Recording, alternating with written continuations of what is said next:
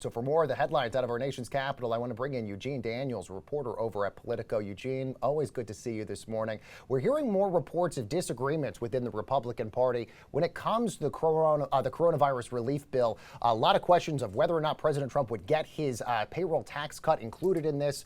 What's the latest with this?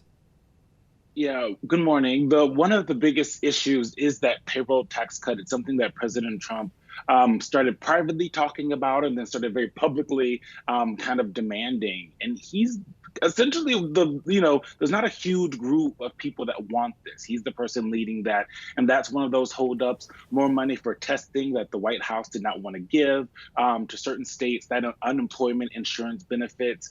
There are quite a few Senate Republicans that don't want to give that extra $600 to help people out. They say that they've been hearing from business owners that that's keeping people from going back to work, right? And so that's something that Republicans have said for a long time when it comes to unemployment benefits. What we do know from last week is that unemployment claims went up for the first time since March. 1.4 million workers filed last week. And so these people are starting to feel desperate, and the Senate Republicans, Republicans in the House and the White House are going to have to work together to figure something out, because Democrats are starting to smell some blood in the water, right?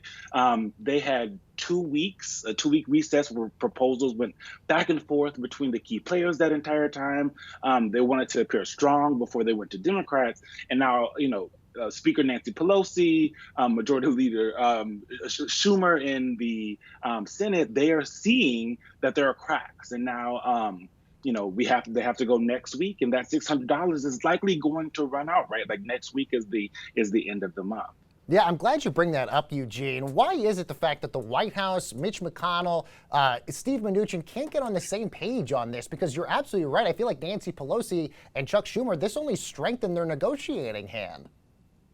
Yeah, it seemed. I mean, there's disagreement clearly coming from the White House about how President Trump views the coronavirus and where they should be giving money. There was even at some point a pet project from the White House for $250 million for renovating within the FBI building, right? And so this was one of those things where the White House wasn't really giving Senate Republicans and House Republicans what they needed to create a bill that was actually about COVID-19. They were told that the White House zeroed out requests for more money for the Pentagon to fight coronavirus, and also global health money. And same thing at testing at the state level. When President Trump has talked about how much testing that the government has been doing, we know, and I know people too who have, spent the entire 14 days of quarantining waiting for a test. And that kind of defeats the purpose if you don't know for 14 days whether or not you have this virus. And so how President Trump sees what's happening right now is really important to the reason why Republicans can't get on the same page. Eugene, you guys at Politico had a really interesting idea this morning in the playbook, essentially because the coronavirus funding ends next week. The government shutdown starts in 68 days. Why not use this coronavirus package essentially to keep the government funded until after the election? Do you think Congress can get this done within the next 68 days, or should they package this all together? What we've heard from that's always a dangerous question, trying to guess of what Congress is going to do at this point. But what we've heard from Senate Republicans, House Republicans, Democrats is that they want to have these things separate, right? They want to concentrate on the coronavirus. They want to concentrate on getting more testing. They want to concentrate on doing something for Americans and maybe getting some more money into their hands, and then deal with the shutdown later. They have promised to us that there will not be a shutdown, but we know that happens every once in a while. But I think everyone is going to feel desperate to make sure there's not one, because there is an election. So it feels like the stakes are much higher for them to get on the same page, even if it is later on in the year. Eugene, I want to switch gears. I want to talk about the surprising news that President Trump announced yesterday at his coronavirus press briefing yesterday, that they're officially canceling the GOP convention that was going to be moved to Jacksonville. This is kind of, in our business, we call this a hot mess, basically, because President Trump sought to move this so that way he could have this big rally. Just how bad does this look for the president that he's now having to cancel something that he wanted to have, this big, raucous, big event? Yeah, that's the scientific term, a hot mess. He spoke with his top political advisors, including his new campaign manager, on Wednesday.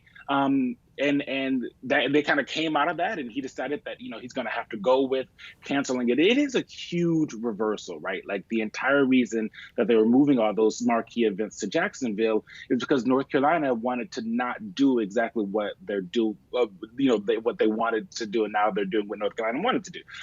That's confusing because this is very confusing. This was already kind of a ridiculous task, right? As you know, parties spend years planning conventions. But I think President Trump finally listened to his political advisors about you can't deny the facts. Florida is seeing 10,000 new cases daily.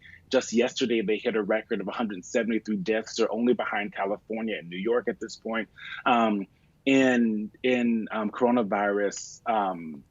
In the cases that of people having coronavirus, and he just couldn't not see those facts. I'm not going to say, as a lot of people have said, that this is a turn in how President Trump talks about COVID-19. But what we are seeing is that he is starting to his instinct of moving past COVID-19, moving past this pandemic, is possibly causing issues for him in states electorally, and that's something that's really important to him. And I think that's the way that they've been able to break it down. Yeah, let's talk about that, Eugene, because you bring up a really big point, because all of these big potential swing states, President Trump is losing a lot in. This new Quinnipiac poll came out yesterday showing him down 13 points to Joe Biden in Florida. I mean, that might be a little bit generous given the fact that we've seen Joe Biden up usually 2 to 4 points up in that state. So is this basically a big reversal for President Trump when he sees he's down in the polls mainly because of the coronavirus, that he's now having to do essentially an about face on this? I think that's true. And, he has a new campaign manager, and that always comes with a change in tone for the candidate. We are starting to see President Trump's gut instincts aren't working really anywhere that might be a little bit purple, right? It's a trend. We try not to take each poll and extrapolate a big idea out of it. But we're seeing this in Fox News polls released just yesterday, with President Trump trailing Biden in Michigan, Minnesota, and Pennsylvania. Both, Pennsylvania and Michigan almost must wins for the president. He hasn't had a lot of good news in the last kind of 5 months, and his gut instincts aren't working. People are out of work. People are getting sick, and people are seeing that happen around the country. And so he's throwing red meat to his base. And that's why he likes to have and has been wanting to have rallies. That's why he wanted to have a big rockets RNC, because he needs to feel like his decisions that he's making are going well when it comes to, trying to move past COVID-19 and this pandemic. And that's just not, people aren't feeling that. And that's I think that's what we're seeing. And I think that's what we're going to continue to see unless there is a true change, right? COVID-19 and the economy are tied, and you can't untie those at this point. And President Trump has been wanting to lean on the economy as a reason why people should reelect him. And at this point, that's not going to bear fruit. But it's for Democrats who think this just means it's going to be a cakewalk to to 2020. They have to remember in 2016, in states like Michigan, in Pennsylvania, Wisconsin, they didn't take Donald Trump seriously there either. And so when I speak to activists and people in the Democratic Party, they're a little bit worried that top Democrats are going to feel too comfortable. And so and they probably shouldn't, because it's politics right now are all over the place. That is very, very true. Eugene Daniels over at Politico. Great to see you as always. Thanks for waking up early with us this morning.